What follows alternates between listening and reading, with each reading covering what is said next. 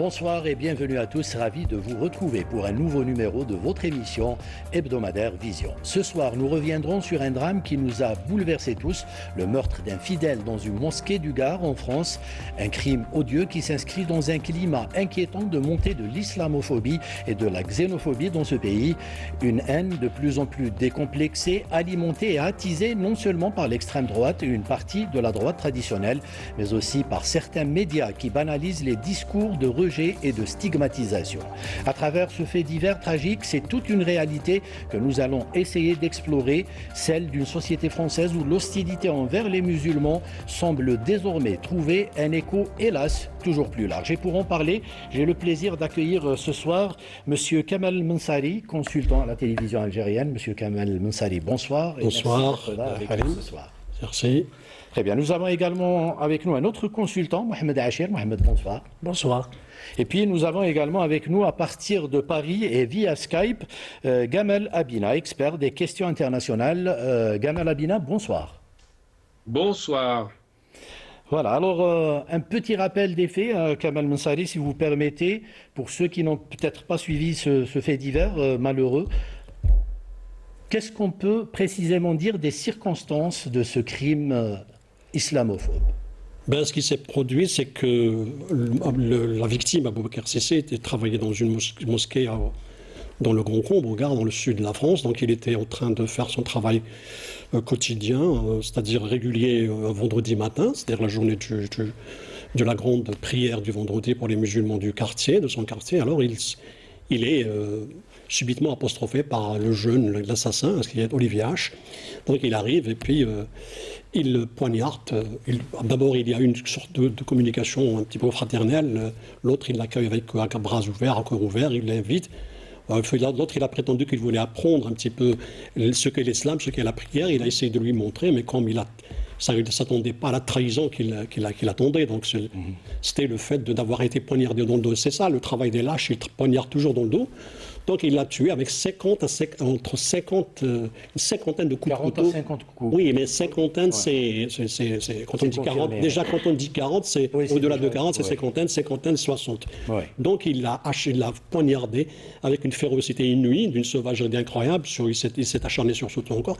Et le pire, c'est qu'il se prend en photo. C'est ça. Et il se prend en photo, que fier de son œuvre, il profane des insanités, des injures contre lui et contre son Dieu. C'est-à-dire là, il le dit directement. Donc, c'est-à-dire, on a l'impression que c'est un travail qui est prémédité, un meurtre prémédité, qu'il le fait avec précision, et avec l'envie et la volonté de montrer ce qu'il fait. Et je signale que ce meurtre-là arrive 48 heures après un autre meurtre similaire qui s'est déroulé à Nantes, dans un lycée, où un élève est entré dans un lycée, il a tué une élève au lycée parce qu'elle portait le voile, avec exactement le même modus operandi, une quarantaine, jusqu'à 57, selon le procureur, coups de couteau de chasse. Donc, vous voyez un petit peu, c'est fait pour tuer. Il a blessé d'autres. Donc, en 48 heures, on a eu 2 meurtres avec la même modus operandi et la même volonté de porter à. Et on a ciblé les victimes, ce sont des musulmans. Et ce sont des musulmans qui sont d'origine arabe ou d'origine africaine ou d'origine noire. Ouais. C'est forcément un acte raciste, d'abord, et islamophobe ensuite. Mais on voit pertinemment celui qui a été tué. Il a été tué pour son minorité, son origine ethnique, et ensuite pour sa religion. Donc il y a deux substrats qui sont le racisme et l'islamophobie. C'est un petit peu... Bon, la suite, c'est que après une opération de police, on a lancé 70 enquêteurs à sa recherche. Aujourd'hui, on apprend qu'il a été... Il faut juste rappeler que dans cette vidéo qu'il a lui-même filmée, il avait proféré des menaces comme quoi il voulait aussi tuer d'autres... Oui, c'est-à-dire que c'est pour ça qu'il a été qualifié de dangereux. Donc je voulais juste rapidement donner les faits, mais la finalité est qu'il a été arrêté parce qu'il a été exfiltré par ses par sa famille. Donc sa famille était au courant de son meurtre, parce que c'est toute la France, tout le monde qui a vu l'information, qui était au courant de ce qu'il a fait. Son visage a été montré, son portrait, tout. Et son nom et tout. Et le pire, c'est qu'on voit que ses proches l'ont exfiltré en Italie avant qu'il ne se rende, parce qu'il savait qu'il n'avait aucune chance de fuir, parce qu'il y a eu un mandat européen contre lui. Aujourd'hui, il se trouve en Italie, probablement qu'il sera extradé dans les heures qui viennent. Oui, on va revenir sur ce meurtre, mais on va surtout parler de ce qui se cache derrière ce meurtre. Mais avant cela, si vous permettez, je vous propose de voir ce sujet signé par notre ami Yamina Saïdji. On regarde. En France, ces dernières années, les discours de haine se sont banalisés dans l'espace public, alimentant un climat de tension et de rejet sur les plateaux de télévision, dans certaines tribunes politiques ou sur les réseaux sociaux. Les propos stigmatisants contre les musulmans et les immigrés se sont multipliés sous couvert de liberté d'expression ou de débat sur l'identité nationale.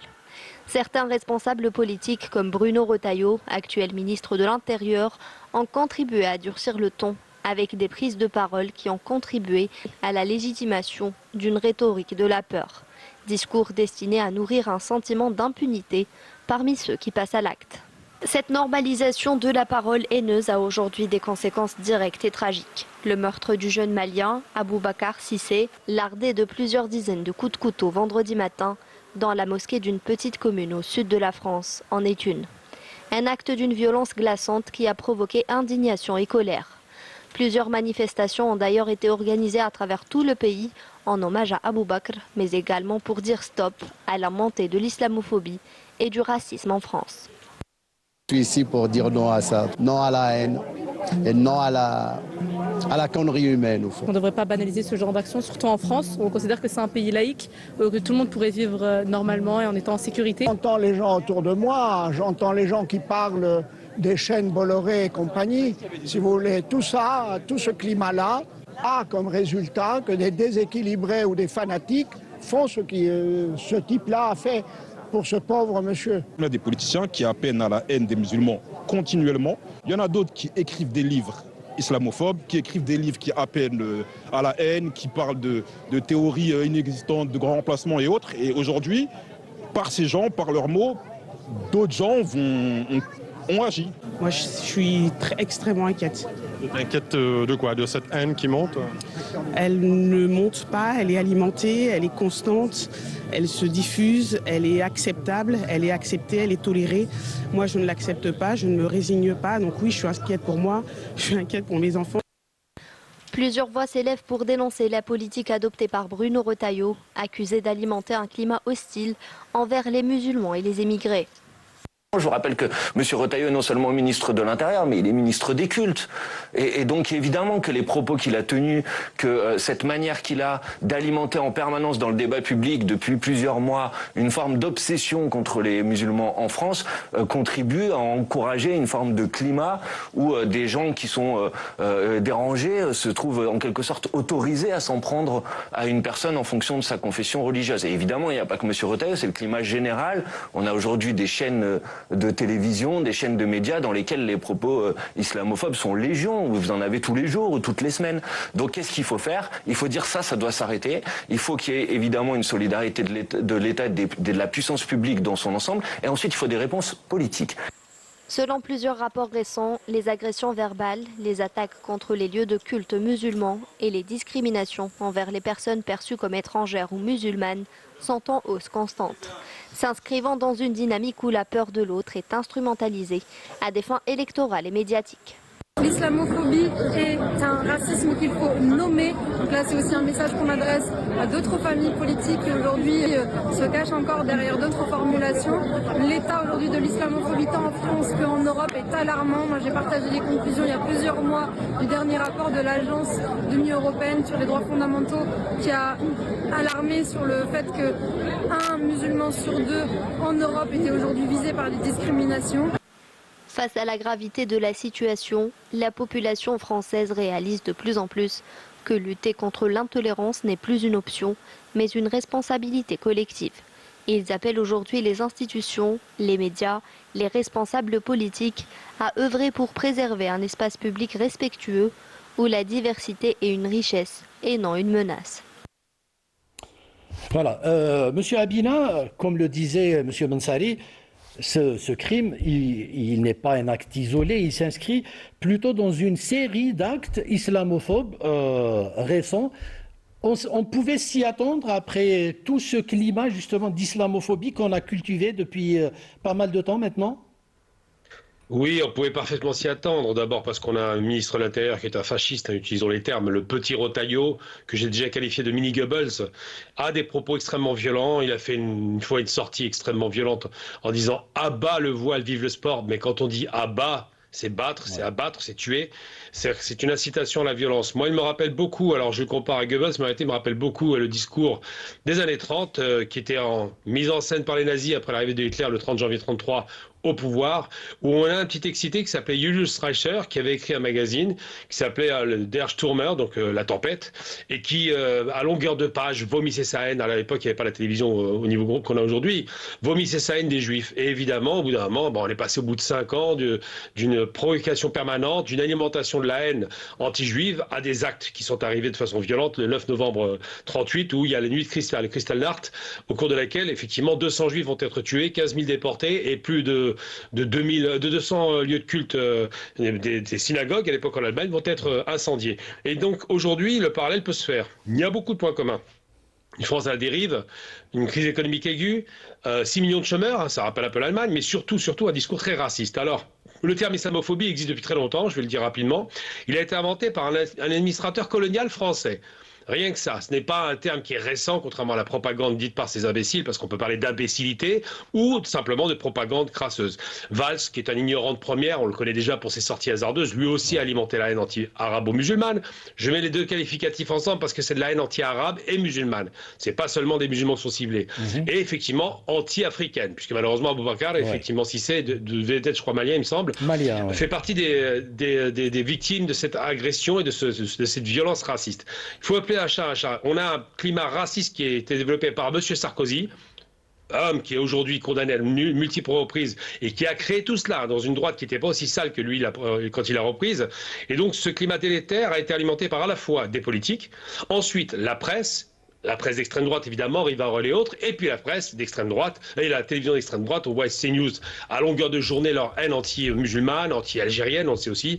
Tout ça pour dire que il y a une responsabilité collective de la part de ces agents de l'extrême droite, ou de cette droite extrême, on choisit les termes qu'on voudra. Il y a une responsabilité de la part d'hommes qui parlent de violence. Rotaillot passe son temps à vomir sa haine de l'Algérie. Il dit quoi à chaque fois en substance? Il dit nous allons faire des ripostes graduées. Encore des vocabulaires militaires agressifs. Nous abat le voile. On va donc frapper les femmes. On va faire quoi pour les abattre le voile? Il faut tirer pour en finir.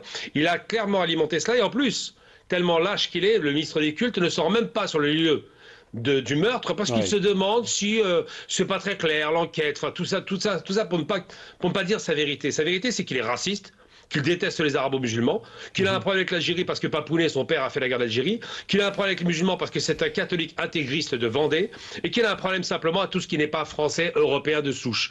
Il faut le dire, parce qu'on ne peut pas continuer à se cacher derrière son petit doigt.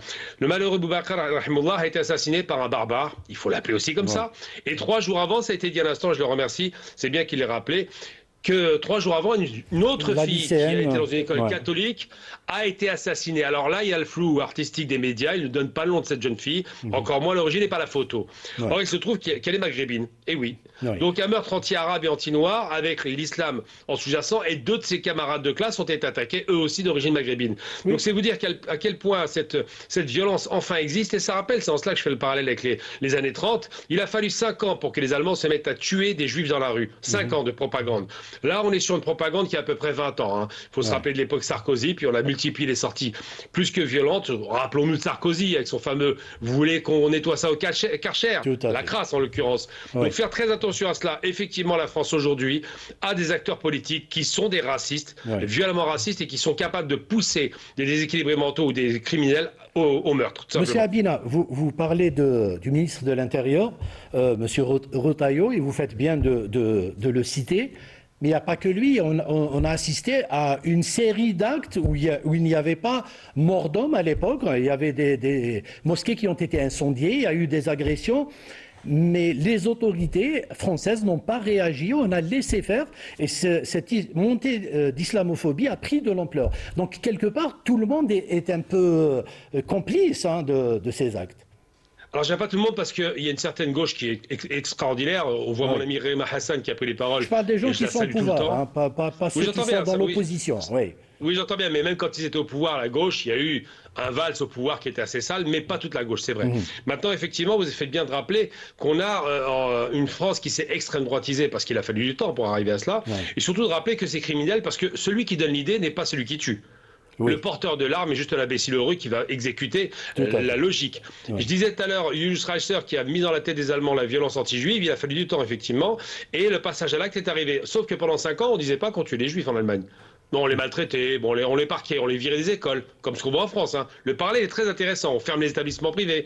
Mais la différence, c'est qu'aujourd'hui, pendant des années, on dit en France, l'islamophobie ne tue pas. Là, à 3 jours d'intervalle, 2 meurtres rituels, quasiment ritualisés. Le modus operandi ou le mode opératoire, c'est le couteau. Donc on parlait beaucoup des Arabes qui tuent au couteau, ça fait rire aujourd'hui. Non, simplement pour dire que les propos racistes ont été tenus, évidemment violents contre l'islam, évidemment violents pour ces victimes qu'ils ont tuées de façon acharnée parce que la personne meurt au bout de 10 coups de couteau, ils en avaient mis 52 d'un côté et 57 de l'autre. C'est vous dire un peu la haine. Et on vit dans une atmosphère délétère que j'ai pu constater. Moi-même, j'ai beaucoup milité auprès d'organisations qui luttaient contre l'islamophobie, le CCIF, le CRI. Donc le CCIF, c'était une organisation qui était animée, enfin qui avait été créée par un Algérien, Sami Debar, que je salue. Et tout cela ont été fermés parce que l'État, de façon autoritaire, et là on parle de dérive autoritaire, ferme les organisations qui protègent, qui luttent contre le racisme, contre l'islamophobie, contre les dérives sectaires d'extrême droite. Et tout cela aujourd'hui, on fait semblant de pas le voir, mais effectivement, le discours politique se traduit aujourd'hui dans les faits par des assassinats dans la rue. Il y a eu, il n'y a pas très longtemps, parce qu'il n'est pas mort, donc on n'en a pas parlé, un jeune maghrébin, je ne sais pas si c'était algérien d'ailleurs, qui travaillait et qui a failli être égorgé par un homme avec un coup de cutter. Cela aussi, ça n'a pas été documenté. Les médias n'en parlent pas parce qu'effectivement, tuer un arabe, c'est pas grave, on le sait très bien aujourd'hui. Oui. Alors, ce qui est encore plus choquant, vous le disiez tout à l'heure, c'est cette timidité des réactions de la part de certains responsables. Le président de SOS Racisme l'a d'ailleurs déploré. Il a même déclaré, je cite, « Je me demande si M. Rotaillot, hier, avait piscine ». Puisqu'il lui a fallu 48 heures pour se rendre sur les lieux du drame, M. Hachem. Eh bien non, mais juste important, il ne s'est pas rendu sur les lieux du drame, ne vous trompez pas, c'est ce qu'il raconte parce que c'est un menteur. Il ne s'est pas rendu sur les lieux, il n'a pas été à la mosquée parce qu'il a une véritable aversion des mosquées. La dernière fois qu'il était invité à la mosquée Paris, il n'y a pas été. Il s'est rendu à la préfecture. Donc ça n'a rien à voir. Il n'a même pas fait ce geste symbolique de venir au bout de 48 heures alors qu'il savait parfaitement que c'était un crime raciste et islamophobe. Oui. Alors 48 heures, tout en sachant qu'il a tenu un meeting pour justement la présidence du parti des LR. Il a préféré justement ne pas annuler ce meeting et ne pas se rendre sur les lieux du drame. Oui, c'est une position d'un ministre irresponsable, qui ne représente pas réellement la République, toute la République française et tout le peuple français.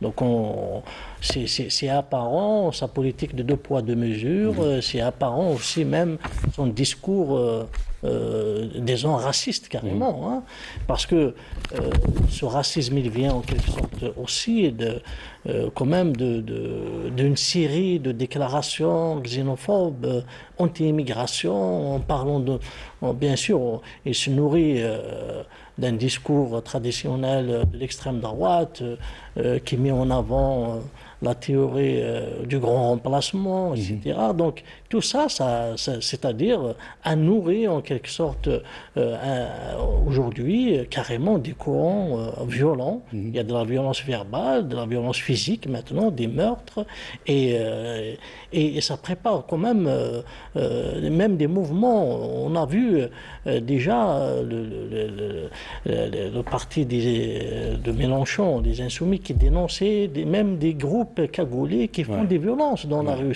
et se comportent comme des néo-nazis.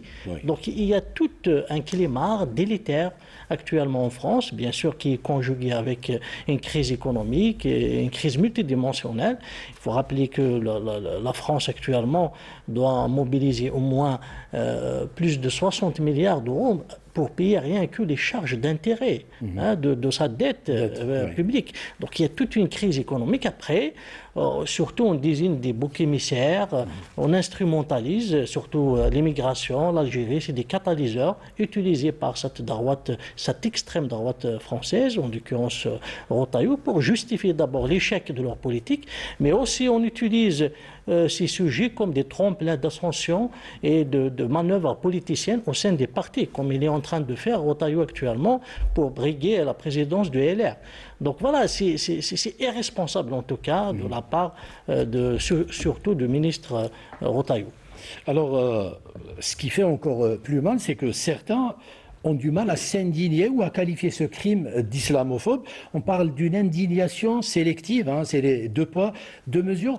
Comment peut-on expliquer cette montée de la xénophobie et de l'islamophobie, Monsieur Mansouri? Est-ce que les seules motivations électorales ou électoralistes peuvent expliquer cette montée de l'islamophobie et de la xénophobie en France? Actuellement, oui, on peut dire que c'est une ambition électorale. Parce que mais comme le disait M. Abina, ça fait des années que ça dure. J'ai bien dit actuellement. Oui. Très bien. Dit actuellement, oui. On peut expliquer par des velléités électoralistes, c'est normal. Donc, on voit que parce que c'est toute l'Europe, on voit l'arrivée de Donald Trump favorise ce discours et favorise l'accession ou bien la poursuite d'une ambition électorale sous l'extrême droite ou la droite centriste. Mais c'est vrai qu'on a eu auparavant énormément d'incidents qui ont démontré combien la société française est raciste envers l'étranger. Rappelez-vous l'affaire de Habib Grimzi, le touriste algérien qui a été vénéstré du train Bordeaux-Ventimille alors qu'il était juste tranquille par 3 légionnaires racistes, dont l'un, le père a été justement pied noir et l'autre, le père a fait la guerre d'Algérie. Donc on voit un petit peu déjà le substrat à l'époque était présent chez beaucoup de Français d'origine, que ce soit d'origine pied noir ou bien qui ont eu des liens avec l'Algérie. Donc toute cette frange de la société française garde, je ne dirais pas toutes, mais au moins, et on voit que tous ceux qui se sont transformés en hommes politiques ou qui ont pris la voie de l'extrême droite ont des liens avec l'Algérie, que ce soit par leurs parents, en tant que militaires et en tant que tortionnaires et en tant qu'assassins d'Algériens durant l'occupation, sinon ils ont des parents proches qui ont fait la guerre d'Algérie. Donc le traumatisme ou bien l'alibi guerre d'Algérie existe toujours. Et on a vu qu'à partir des années 90, rappelez-vous le discours de Chirac lorsqu'il a parlé des émigrés, le bruit et les odeurs, donc on voit un petit peu que ça commençait déjà à faire en sorte à ce que ce sujet-là d'immigration était porteur. Et il s'est amplifié avec le temps. On est arrivé à un moment où on parle de grand emplacement, certes, comme ça a été dit dans le reportage par le manifestant, et on voit que ça a donné lieu à quoi? À des livres comme celui qui a été écrit par Michel Houellebecq, où il fait des prémonitions selon le livre La Soumission, où il faisait croire, c'est-à-dire prévenir les Français d'un scénario de la prise du pouvoir par un candidat musulman. Donc, vous voyez, on est dans cette politique et dans cette posture de nourrir la haine de l'étranger. Et ce qui est grave en France, c'est lorsqu'un Français commet un crime raciste. L'islamophobie, ça vient après. Il faut d'abord parler de racisme. Voilà. L'islamophobie ne vient on lui donne un masque, mais en réalité, c'est du racisme. Quand on assassine un étranger pour sa confession ou son origine ethnique, donc on est dans le racisme. On n'est pas dans l'islamophobie qui fait un petit peu une sorte de prestige ou une sorte de faux-fuyant. On est dans le racisme. Donc cette situation-là est nourrie par des discours politiques, évidemment, par des actes, et ensuite parce qu'il n'y a plus en France aucun discours valable qui pourrait être porteur pour convaincre les Français de tous les tares et de tous les marasmes qu'ils vivent, à part porter la responsabilité sur l'étranger. On a toujours cherché, il y a beaucoup soit des groupuscules, soit des partis politiques, ils cherchent l'étranger. Soit c'est la menace, si ce n'est pas la menace extérieure, comme on fait aux États-Unis, si aujourd'hui c'est l'étranger qui se trouve sur le pays, ce qui lui-même, alors que la plupart de ces gens-là, la plupart des étrangers vivent dans des conditions déplorables, sont marginalisés, ne profitent pas du bien-être que tous les autres ressortissants, notamment en France, en bénéficient justement pour vivre bien. Donc ils sont marginalisés, ils n'ont pas de promotion. C'est les derniers auxquels on pense. On a vu l'histoire de ce grand professeur algérien dans un des grands hôpitaux qui a fini par fuir parce qu'on a refusé son accession. Là, le reportage est passé sur ce canal Algérie. Donc on est dans une logique qui est celle, non pas de détestation, de xénophobie, mais on prépare des gens et le pire, tous ces assassins, on sait quel enchantement se transforme en malades mentaux. Mais lorsqu'il y a un étranger qui commet un crime, c'est un terroriste. On a vu l'affaire de Mulhouse, l'Algérien, immédiatement, il y a une campagne en France qui a accusé l'Algérien d'être un terroriste, et non pas, alors qu'il était dans une situation, lui aussi, mentalement fragile. On ne l'a pas taxé de maladie psychique, mais on l'a dit qu'il était un terroriste. Et c'est le même, c'est un petit peu, presque on a l'impression que tout le monde, ceux qui veut tuer, il sait très bien qu'il va se transformer en malade, comme c'était le cas de l'agression de Nantes. L'agresseur, on l'a envoyé séjourner peinard dans un hôpital psychiatrique.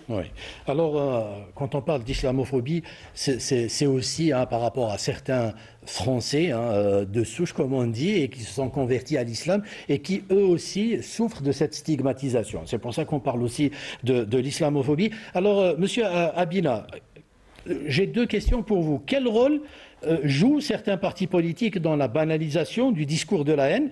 Et puis, en quoi certaines lois peuvent-elles nourrir ce climat de défiance et de méfiance envers les musulmans? Je parle de la loi relative au voile, je parle du séparatisme. Vous savez, une fois j'ai posé la question à la télévision française, je leur ai demandé, mais quel est votre problème avec le voile? Imaginons que dans le 93, toutes les femmes soient voilées du jour au lendemain, voilà, de 6 à 77 ans. Est-ce que ce sera un problème pour vous?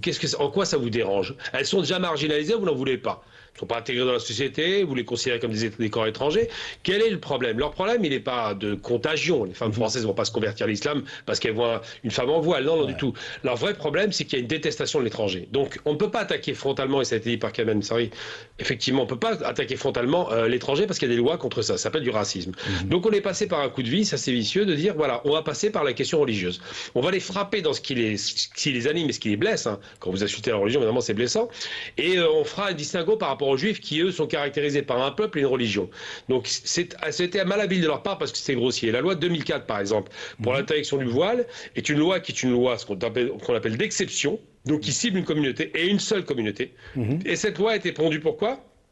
Parce que des frustrés, qui en voulaient en découdre depuis 15 ans, ont trouvé le moyen, parce que c'est 89, l'affaire de Creil qui a démarré ça, ont trouvé le moyen de légiférer.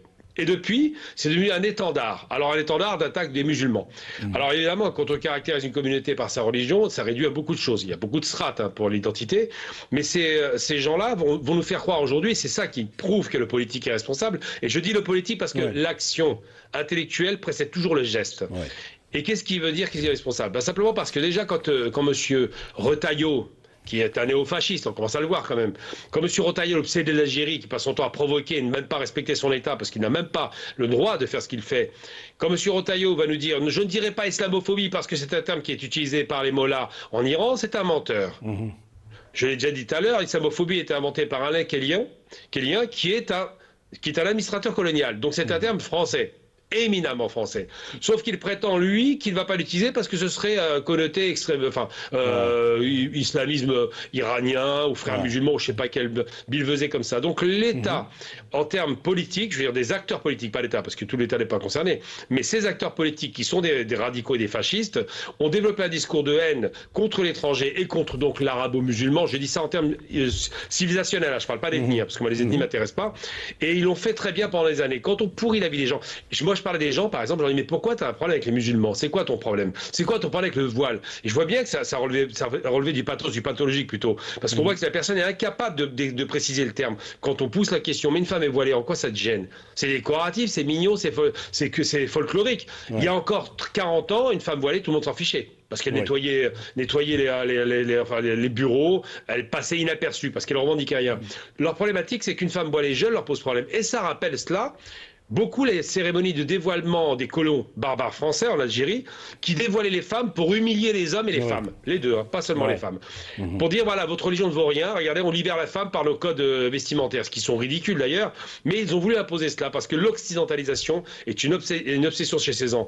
Et le référentiel principal, c'est quoi? C'est quand vous parlez à ces imbéciles, j'utilise le terme, excusez-moi, violent, parce que ce sont des imbéciles. Quand vous leur parlez, dans leur tête un petit peu limitée, ils se croient supérieurs racialement. Ils pensent vraiment que leur couleur de peau leur donne une domination intellectuelle. Alors que, il y a encore quelques siècles, c'est les arabo-musulmans qui dominaient le monde sur le plan scientifique, philosophique, mathématique, la navigation, j'en passe, c'est les meilleurs. Donc il faut vraiment les mépriser pour ce qu'ils sont. Des descendants de néo-nazis, on peut le dire, des descendants de fascistes frustrés de la guerre d'Algérie, des descendants complètement dégénérés, et je suis encore, j'ai envie de le dire et de le répéter, quand je vois le physique d'un Rotaillot, il ne brille pas par sa prestance, il ne brille pas par sa domination physique. On sent bien que le virilisme ne lui parle pas, mais il brille par sa domination de postulat qu'il est ministre de l'Intérieur, ça lui donne un pouvoir. Ce genre de frustration s'exprime par des paroles outrancières, et il a dit récemment, et c'est très grave ce qui a été dit, c'est grave parce que ça fait des années que je le dénonce. On ne reçoit plus la télévision française à cause de ça d'ailleurs. Et qu'est-ce qu'il a dit? Il a dit, oui, ces gens-là veulent violer les femmes. Et après, il s'est rendu compte de son erreur, veulent voiler les femmes. Violeurs, voileurs. Vous vous rendez compte un peu? Même en sémantique, il a trahi sa position. Il n'a même pas été capable de le défendre face à un journaliste français. Ce qui en dit long. Le personnage est insignifiant, ne va jamais affronter une personne d'origine arabo-musulmane parce qu'on va le massacrer en 2 minutes. Mais il continue ses outrances parce qu'il a pour lui, effectivement, sa fonction. Et ce qu'il faut demander aujourd'hui, c'est pas non à l'islamophobie. Excuse-moi, je finis là-dessus. C'est pas non à l'islamophobie, c'est pas non au racisme, c'est non à Rotaillot. Il faut qu'il démissionne, il faut le démettre de ses fonctions. Oui. Alors, il faut juste rappeler que le ministre de l'Intérieur est aussi un ministre qui s'occupe des cultes. Et on l'a vu tout à l'heure. Ce ministre-là, il est il est dans le harcèlement d'un seul culte, celui de l'islam. Alors certains parlent des musulmans comme bouc émissaire, pour ne pas parler dans le débat public, pour ne pas parler des vrais problèmes des Français. Ça suffit pour expliquer justement cette montée. Oui, en partie. Ça ne va pas plus loin que ça. C'est pas. En partie, il y a l'échec en termes de gouvernance. C'est une particularité française, c'est ce que je veux dire.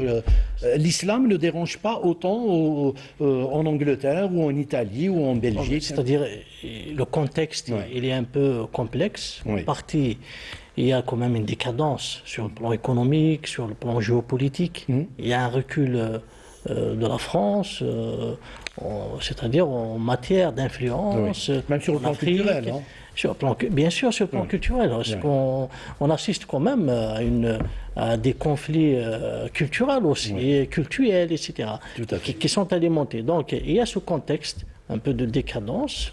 Donc, il y a une volonté d'instrumentalisation un peu des questions d'ordre ethnique, social, religieuse, etc., pour voiler ce qui se cache réellement comme problème économique, comme problème politique, et même institutionnel, et la dégradation des services publics, et la dette publique, etc.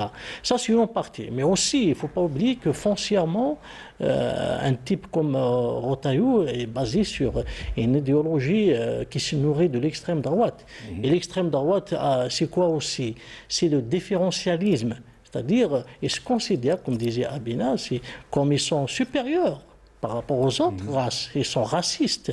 Donc il y a ça. C'est-à-dire... C'est ancré. C'est ancré. Donc, et le problème, c'est qu'aujourd'hui, ça se propage parce qu'il véhicule un discours irresponsable, un discours populiste, et qui va conduire au fascisme. Parce qu'il faut quand même, c'est-à-dire revenir à l'histoire, les années 30, les années 20, les années 30, une crise économique de 1929, après suivi de l'amplification d'un discours discours populistes, racistes, etc. Et ça a conduit vers la Deuxième Guerre mondiale. Donc aujourd'hui, le problème et le danger, c'est que ces irresponsables sont en train de manipuler les masses avec des discours racistes et bien entendu, ça peut c'est-à-dire provoquer de l'irréparable. Et certains même Français, en politique française, parlent de risque de guerre civile en France. Tout à fait. À cause de ces dérives-là. Alors, vous parlez justement de masse, et vous faites bien, puisque justement pour manipuler ces masses, on a besoin des médias. La responsabilité de certains médias, M. Mansari, dans cette montée de... Certains, c'est peu, il y a beaucoup de médias. Ils sont nombreux, en France, elles sont majoritaires, malheureusement. Donc au-delà, d'ailleurs, on a ressenti ça à partir des attentats du 11 septembre 2001, il y a une montée vraiment inattendue, bien sûr, parce qu'ils ont exploité justement les conditions qui prévalaient à l'époque, en 2001, après les attentats du 11 septembre, donc une attaque systématique contre les musulmans. Au-delà du livre des chocs de civilisation de Samuel Huntington, déjà en France, on a réutilisé, on a réactivé l'histoire de la laïcité. Et ce qui est étrange en France, la laïcité en France est réductible aux musulmans. C'est-à-dire que c'est la définition même de la laïcité en France. Elle ne concerne que les musulmans et non pas les autres religions. Donc on en fait un cas pour la baya, pour le voile, pour tout ce qui est tenue vestimentaire des musulmans. Donc on remet en cause, on fait en sorte, alors que la loi de 1905 était justement pour protéger les lieux de culte ou bien la religion et séparer justement la religion de l'État pour qu'elle ne soit pas sous contrôle. Il y avait même des députés qui étaient issus du clergé qui pouvaient faire leurs prières à l'extérieur de l'hémicycle parlementaire en France, on le sait. Mais comme il y avait une opération, une campagne directement qui ciblait les musulmans, on a fait en sorte à ce que cette loi sur la laïcité ne concerne qu'exclusivement les musulmans. Lorsqu'il y a eu, vous vous rappelez certainement de l'histoire des piscines à Lille, où les femmes musulmanes voulaient avoir leurs propres horaires pour nager et tout. On a créé toute une campagne médiatique dans les télévisions où c'est comment se fait-il que ces femmes-là veulent avoir leur propre piscine, alors que les femmes de confession juive, on en avait. Donc déjà, au-delà de la religion, toute femme dans le monde n'accepte pas qu'elle soit vue ou jetée, comme on dit, par des hommes. Elle veut son intimité. Donc, mais cette nature-là, on la rejette au nom de la laïcité, au nom de la liberté. Et c'est ça qui est problématique en France. C'est pathologique. Il y a d'ailleurs le raciste par vocation qui fait il est raciste, et en plus, tous les psychologues et tous les sociologues disent que le racisme, ça relève de la mauvaise éducation. Pourquoi ? Parce qu'il est impossible que vous détestez quelqu'un parce qu'il vous n'a rien fait. Parce qu'il a une couleur qui est différente de la vôtre, et vous le détestez, vous l'haïssez, vous avez envie de le tuer ou de lui faire du tort. Donc c'est un petit peu problématique en France. Certes, on se concentre en France sur ce qui se produit. Et quand on voit que les crimes ou les gestes qui s'intensifient depuis les événements du 7 octobre à Gaza, les actes anti-musulmans ou xénophobes ou islamophobes, si vous voulez, ils n'arrêtent pas d'augmenter, même si le ministère de l'Intérieur français qui parle de 173 actes et cas avérés. Donc il y a le conseil du conseil contre le collectif contre l'islamophobie en Europe, parle de plus de 800 cas donc en une année. Donc on voit que ça s'ancre dans la société française parce qu'il y a un discours qui le véhicule et qui le suscite et qui le favorise. Les hommes politiques comme Rotaillot, c'est un petit Hitler, donc il est là, donc il a envie de devenir le raciste non pas par vocation, mais par pouvoir, où il fait ce qu'il veut. Et il n'a rien d'autre à apporter aux Français que le fait d'être contre les musulmans et en plus contre les Algériens. Parce qu'en France, la majorité de l'immigration, c'est-à-dire la plus puissante, c'est l'immigration d'origine algérienne. Et cette immigration, cette diaspora algérienne, elle dérange en France de par le fait qu'elle est en train de faire énormément de choses, que ce soit sur le plan d'intégration, elle s'est intégrée, il n'y a aucun problème, elle avance, elle est républicaine, elle respecte les lois, et c'est ce qui dérange. Lorsque vous voyez une immigration qui devient partie intégrante de la France et qui réussit, ici, elle devient dangereuse. Dangereuse pour qui? Pour ceux qui n'ont pas cette chance et qui n'ont pas sa compétence, n'ont pas son niveau et n'ont pas aussi son rendement. Oui. Alors, vous parlez justement de cette laïcité et de la loi de 1905. C'est un concept qui a été, je dirais, travesti, puisque la laïcité, c'est avant tout la neutralité de l'État par rapport au culte, alors qu'ici, on stigmatise un culte bien précis ou une religion bien précise. Alors, Monsieur Abina, vous qui êtes de l'autre côté de la Méditerranée, ce sentiment de marginalisation et d'insécurité que vivent les musulmans là-bas, est-ce qu'il est spécifique à certaines régions, il s'étend vraiment à toute la France? Alors, il faut savoir que la majorité des musulmans sont surtout concentrés dans les grandes villes. Je veux dire Lyon, Paris, Marseille, un peu Bordeaux, Nantes, on l'en voit maintenant. Alors, ce qu'on appelle les musulmans, je caractérise plutôt par les Nord-Africains ou les Africains. Ouais. Parce que les musulmans convertis, bon, c'est pas forcément visible. Quand un homme porte la barbe, fait hipster. Quand une femme porte le voile, on la prend pour une arabe, c'est vrai. Mais dans tous les cas de figure, ce qu'on voit, c'est l'arabe qui est derrière. Donc, c'est effectivement un sentiment général qui est violent, qui est de plus en plus évident. Alors, le problème, c'est que le racisme est sous-jacent, il est caché. Je prends un exemple très concret. Moi, par exemple, j'envoyais des CV pour avoir un travail après ma formation Bac+E. J'ai jamais eu de travail, on veut pas de moi. J'ai eu 3 réponses négatives sur 200 CV d'envoyés. J'ai compris la maison, j'ai compris l'arnaque, j'ai compris que mon prénom ne passait pas, mon nom encore moins, et la zone dans laquelle je vivais. Donc j'ai monté ma société. Et beaucoup d'arabo-musulmans ont fait ce même chemin. Ça a été dit par Kamel à l'instant, c'est-à-dire qu'ils ont réussi. Et cette jalousie générée par la se traduit par quoi? Par des mensonges. C'est la drogue, ils ont des belles voitures, c'est pas normal. Donc toute cette société comme ça qui a tendance à se radicaliser plutôt, parce qu'elle se radicalise, largement amplifiée par les phénomènes de matraquage médiatique et politique, fait qu'il y a l'inconscient collectif et une véritable inquiétude. Et beaucoup d'Algériens, pour ne prendre que, commencent à envisager un retour en Algérie, chez Salvatore d'ailleurs. Moi ça me va très bien parce qu'ils apporteront de la richesse avec, ou partir à l'étranger, en Angleterre, enfin dans les pays un peu plus civilisés. Je tiens à dire une chose importante. J'ai travaillé pendant 10 ans sur le nazisme. Je connais très très bien le sujet. Et je peux vous dire une chose, c'est que l'idéologie française qui était bonne au départ, je parle de la République, de la Révolution, de la citoyenneté, a été très rapidement, à la suite de l'arrivée de dictateurs comme Napoléon, très rapidement changée. La domination de la France, de la race, du peuple. Vous savez, il y a 2 idéologues très importants qui ont eu un impact considérable sur le nazisme en Allemagne et qui viennent de France. La Révolution venait de France, c'était Salvatore, mais ces idéologues s'appellent quoi? Ils s'appellent Arthur de Gobineau, qui est donc un grand commis de l'État, et qui a écrit un traité en 7 volumes sur l'inégalité des races, pour dire qu'il y a des races supérieures et inférieures. Ça rappelle quelque chose. Ensuite, on a un autre type, encore plus tard avec Gobineau, qui s'appelait Vacher de la Pouge, un nom assez à dormir debout. Il a écrit un livre spécial qui a totalement inspiré les nazis, en l'occurrence Rosenberg, par exemple, Alfred Rosenberg, qui s'appelait Ariens, qui parlait des Ariens. Donc qui parlait de ces peuples du Nord qui auraient civilisé le monde face à ce genre de stupidité. Et ces 2 hommes-là ont réussi totalement, quasiment avec un 3e larron anglais, à donner corps à l'idéologie raciste nazie, racialiste et suprémaciste blanche. Et on s'est rendu compte que quand les nazis arrivent, c'est l'ethno-racialisme qu'ils mettent en place, l'ethno-différentialisme. Et cette idéologie n'a jamais vraiment disparu. C'est vrai qu'en France, après la Seconde Guerre mondiale, c'était difficile de vendre la haine du juif. Ils sont calmés pendant 10 ans. La guerre d'Algérie arrive, on revient sur l'ethno-différentialisme et le racialisme, on revient sur la domination de la race blanche sur les races inférieures, et on les massacre, parce que les races inférieures méritent de mourir. Donc il faut bien comprendre que les idéologies les pires en termes de racisme sont nées en France. Les gens ne le savent pas.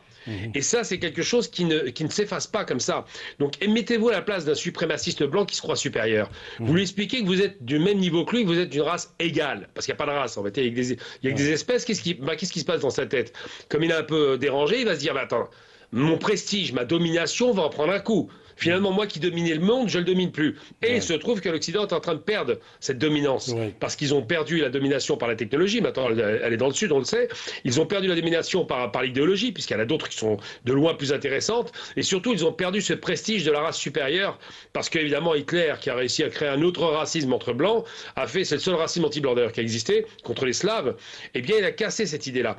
Mais il ne faut jamais perdre de vue qu'en France aujourd'hui, ces idées rances, crasses qui viennent à la fois des anciens de l'Algérie française, les FAF, des anciens de l'OAS, des anciens poujadistes, des anciens évidemment le pénistes qui sont reconvertis, des anciens effectivement royalistes qui ont un peu cette idée du sang bleu, eh bien cette idéologie elle est restée. Et il faut se méfier de ça parce que la bête sommeille, mais certains politiques aujourd'hui sont en train de la réveiller. Moi je pense simplement l'idée d'un type par exemple comme Drummond, qui était quand même député français en début du siècle dernier et qui faisait massacrer des juifs en Algérie. Drummond est un commis de l'État, c'est pas un agent étranger. Et ces commis de l'État aujourd'hui existent à nouveau, en la personne d'un Retailleau, d'un Valls, j'en passais des meilleurs, on en aura de plus en plus. Et malheureusement, la France est en train de se dégrader sur le plan culturel, sur le plan intellectuel, mais surtout sur le plan de la morale et politique en particulier. Alors, justement, moi j'ai envie de savoir quel rôle peut jouer la société civile, les associations notamment, contre justement ce phénomène de xénophobie. On appelle les musulmans à plus de vigilance, à ne pas se rendre aux mosquées seuls. Est-ce qu'il y a un travail à faire là-dessus, justement, par rapport à notre communauté musulmane qui vit justement? Oui, de toute façon, il y a quand même une société civile qui résiste en France. Il y a des personnalités politiques, il y a des chercheurs. Il y a même le François Burgat qui a été condamné à 8 mois de prison avec sursis parce qu'elle a critiqué sur les réseaux sociaux un peu la barbarie sioniste. Donc il y a des résistants actuellement, il y a des personnalités politiques françaises aussi qui appellent quand même, c'est-à-dire à faire barrage à toutes c'est-à-dire à cette guerre contre le mélange culturel, parce qu'en réalité ce racisme, il veut interdire tout un mélange culturel, humain, et couper les liens sociaux, couper les liens entre les Français aussi. Hein. Donc il y a une mobilisation, mais je pense que les médias actuellement ils sont instrumentalisés, très, très fortement instrumentalisés. Donc il y a l'extrême droite qui... Heureusement qu'il y a les réseaux sociaux. Oui, les réseaux sociaux alternatifs, ce crime serait peut-être passé sous silence. Oui, sous silence s'il n'y avait pas cette mobilisation des réseaux sociaux. Oui, tout à fait. Hein, parce que, heureusement qu'il y a justement ces réseaux sociaux. Oui, il y a eu un travail qui a été fait, ça fait très longtemps, pour s'accaparer des médias lourds. Et justement les utiliser comme des instruments, des leviers de manipulation des masses et pour justement arriver à des objectifs que ce soit électoralistes, parce qu'il y a de plus en plus une normalisation de l'extrême droite, pas seulement en France, mais dans plusieurs pays européens. Et ça, ça donne un signal très dangereux pour l'Europe. Hein. C'est-à-dire, c'est une trajectoire vers le fascisme. Mais il y a des résistances en France, il y a de la société civile qui s'organise, mais je pense actuellement le problème, et surtout pour la France, c'est 2027, parce que c'est là l'enjeu, il est là. Retailleau, qui se comporte aujourd'hui comme, je ne sais pas, déjà il se voit président en 2027, et on sait bien il est de la droite, mais il fait tout pour capter l'électorat de l'extrême droite. Il se comporte comme l'ancien... On ne sait pas s'il va tenir jusqu'à 2027. On ne sait pas, peut-être mais c'est son objectif en tout cas. Se griller les ailes. Vous parlez justement de cette extrême droite décomplexée qui a peut-être même qui est arrivé à refiler ce complexe aux autres. Hein. On l'a vu, il y avait un rassemblement, place de la République, il y avait le Parti communiste français, il y avait la France insoumise, et puis le Parti écologique. Mais à part ça, on n'a pas vu le PS, on n'a pas vu le bloc de droite. C'est quoi, ils ont justement ce complexe de manifester à côté de... Ça s'explique pour le PS, pour a été islamophobe, il faut bien le comprendre. Il a toujours utilisé l'immigration pour ses besoins. Il a surfé sur l'immigration. Il a essayé même de faire porter des candidats. On se rappelle ce qui s'est passé avec Malik Boutir. Donc on l'a propulsé une fois après il a été éjecté. C'est justement le pire des partis politiques. Pire que... Bon, il est au même titre que la droite ou que les sondages s'agissant du racisme. C'est-à-dire, et en plus, dans l'histoire de la France, il faut comprendre qu'ils n'ont rien fait pour l'immigration. Donc, mais il y a certainement certains hommes politiques de gauche qui sont restés intègres, mais ils sont minoritaires et marginalisés, parfois attaqués. Donc on on voit la proximité entre l'extrême droite et la droite et la gauche lorsqu'il s'agissait de faire tomber le gouvernement de Bayrou. Donc là, ils n'ont jamais voulu. Donc on voit un petit peu les liaisons se font sur quel registre. Lorsqu'il fallait s'attaquer à l'Algérie, ils se taisent, à part quelques personnalités, ils sont complices de cette réalité. Mais ce que je veux dire à propos du travail qui est fait en France, c'est-à-dire ceux qui résistent, il y a une résistance effectivement, et ce qui fait peur à la France, notamment les autorités, le fait que les gens s'organisent, que ce soit dans les cités, il y a des médiateurs, il y a des Algériens, issus de l'immigration de toute nationalité, qui essayent de s'organiser, de s'en sortir, de faire un travail sur eux-mêmes, bien sûr, et avec les autorités. Et parce qu'ils échappent au contrôle des autorités, notamment le ministère de l'Intérieur, qu'ils sont stigmatisés et qu'ils sont perçus comme un danger plus que partenaire. Donc, la logique aujourd'hui de Retailleau, c'est-à-dire, avant lui, et ça a commencé avec Sarkozy, de vouloir contrôler les lieux de culte. Pourquoi ? Parce qu'il pense que les lieux de culte sont le rassemblement le plus adéquat pour que les musulmans soient solidaires ou peuvent faire un travail de collectif qui ne sert pas les intérêts de la droite et de l'extrême droite. Donc nous sommes dans cette réalité. Et lorsqu'on voit comment est regardé, perçu le musulman, que ce soit dans son histoire ou dans son apport, on a entendu combien de fois que les musulmans n'ont jamais fait participer à la civilisation. Je m'explique. Lorsqu'il s'agissait de parler de la civilisation musulmane, les Français l'ont perçu comme s'ils n'ont rien fait, comme si la civilisation musulmane a fait le facteur, c'est-à-dire on a pris des Grecs et on a transmis aux Occidentaux comme si on était des facteurs qu'on n'avait rien apporté à l'humanité. Alors que la Grèce, qui était considérée comme faisant partie de l'Orient, est devenue, comme par enchantement, faisant partie de l'Occident. Donc voici le jeu diabolique que jouent notamment les intellectuels en France, de faire croire que le musulman n'a rien apporté à la civilisation, alors qu'il y a toute une civilisation riche dans tous les domaines et qui est avérée et qui ne peut pas être occultée ni niée, que ce soit par les Français ou quiconque, et qui bénéficie de reconnaissance des grands penseurs, notamment en Occident et surtout dans le monde anglo-saxon. Alors on me dit qu'on arrive pratiquement à la fin de l'émission.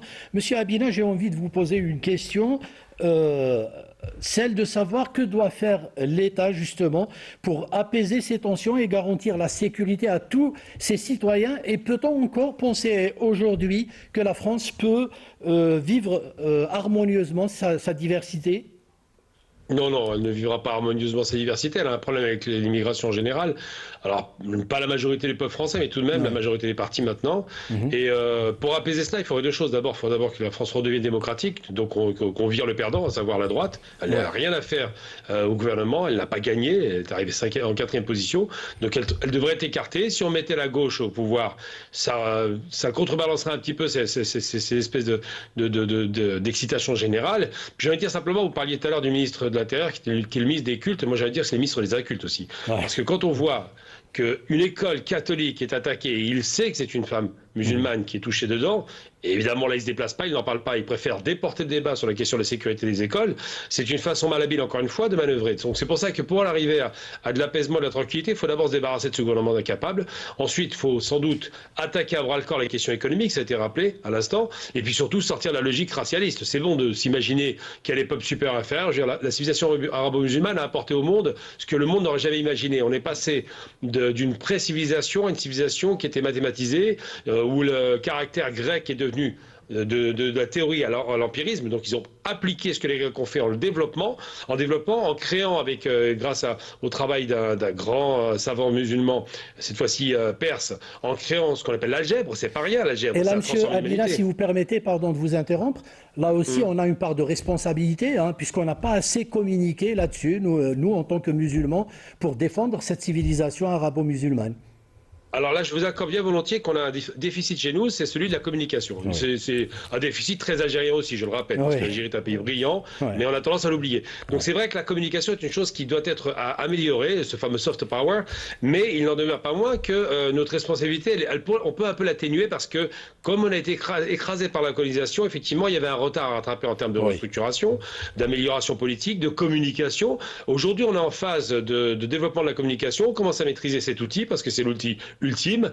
Les Américains vous font rêver avec un pays cauchemardesque, que vous connaissez vraiment, les États-Unis, et quand on voit ce qu'ils montrent de l'Amérique, on a l'impression que c'est deux pays différents. Eh bien, c'est pareil pour nous. Notre civilisation est extraordinaire, elle était merveilleuse, elle était brillante, elle était raffinée, elle était cultivée, il y avait vraiment un niveau de qualité de vie qui était vraiment de très haut niveau. Et d'ailleurs, on parlait de travail arabe pour parler de travail raffiné. Aujourd'hui, on a inversé la vapeur. Travail arabe de mauvaise qualité, et les arabo-musulmans seraient perçus comme des barbares. Mais en vérité, les barbares, on sait où ils se placent. Oui. Alors, merci beaucoup, Monsieur Abinada, d'avoir été avec nous ce soir. Je rappelle que vous étiez à partir de Paris via Skype. Nous avions également avec nous Monsieur Kamal Mansari, notre consultant. Merci, Kamal. Et puis Mohamed Achir, l'autre consultant de Canal Algérie.